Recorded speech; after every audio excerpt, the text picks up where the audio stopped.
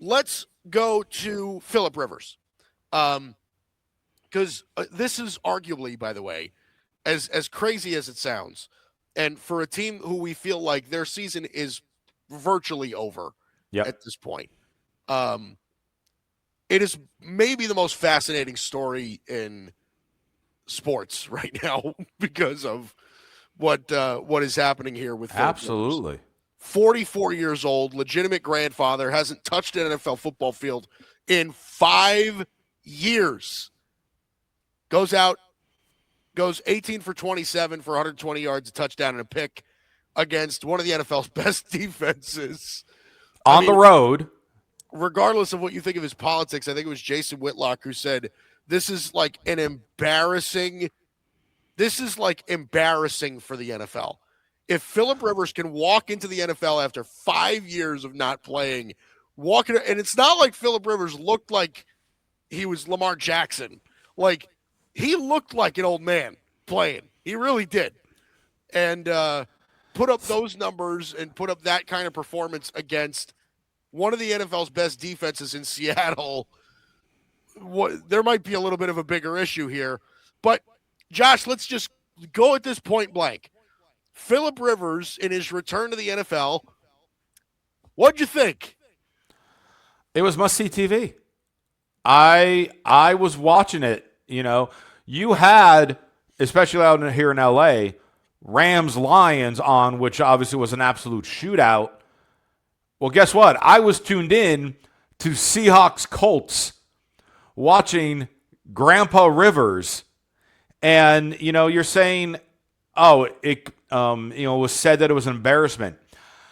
I do not feel it is an embarrassment where a Hall of Fame caliber player, gone for so many years and, might not be able to move nearly. I mean, he was never a great runner to begin with. No. But, all right. But that doesn't mean he loses the vision and the accuracy and split second awareness that top NFL quarterbacks have. So I wasn't surprised on his performance, and we were a minute away from making a new feel-good movie about grandpa returning to the NFL based on a true story. And really, I think the story with this, though, and this is going to sound crazy, I want to praise the Seahawks. And I want to praise yes, because 13.5-point favorites.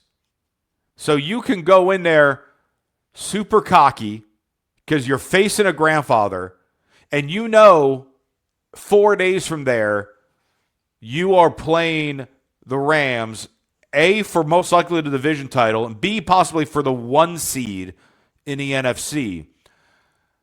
And you started this game, for 3/4 of this game, completely looking past your opponent because you were focused on that game with the Rams. And all of a sudden, you're like, this old guy might beat us at home. Right.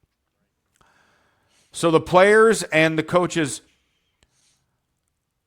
to their credit, had the wherewithal to like, hey, we got to stop looking past. We got to make adjustments quickly because we need this win. This loss, the way the NFC is, might even cost us the playoffs altogether, depending on what happens the following week. Right. So they were able to make whatever adjustments needed to escape.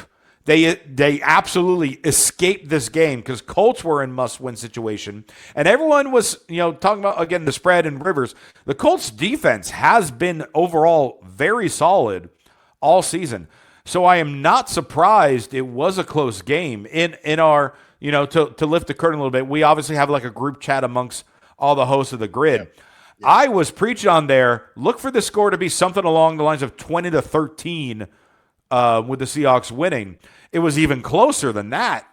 Yeah. But with that, again, Seattle had made the adjustments at the right time to be able to escape the win, and then they can exhale and be like, okay, that scared us a bit. which also, in essence, should put a bigger fire under our butts to go into this huge Thursday night game against the Rams.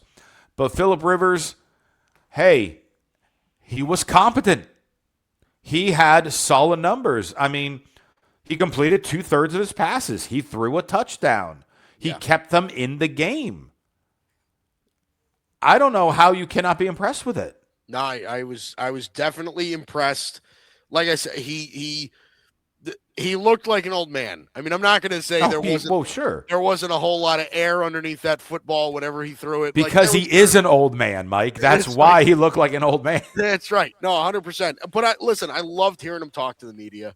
I loved hearing how, like he made this such a good message, I think, for a lot of people. He was like, listen, like I'm not letting. He's like, did I doubt myself? He's like, I absolutely did, but I kept telling myself that's normal. Like it was like a fearless sort of deal for him, and I think that was really, really cool, especially for his high school football team that he's leading right now. I just think it was a really, really great story as far as that's concerned as well. There was another point that I wanted to bring up about this.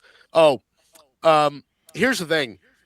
I think, honestly, the Colts should have won that football game because, and I made this, like, I said it in our GRYD group chat because you brought it up.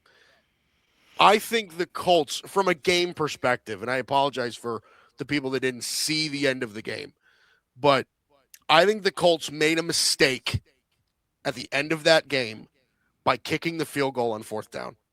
I really do. Now, I understand why you go for it because that's why you kick the field goal. How far was the 4th down play again? How far away was it? 4th and 3. It was 4th and 3. Okay. So if it that was my thing. It's like if it's 4th and 8 or 4th and 9, I get it, right? Yeah. You're 4th and 3.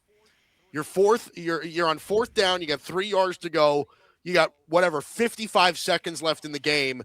Seattle used all of their timeouts. The Colts had all 3 timeouts left, right? Mm-hmm. This was a bomb field goal. Like this was like a 56 or 57-yard field goal that their kicker need to make.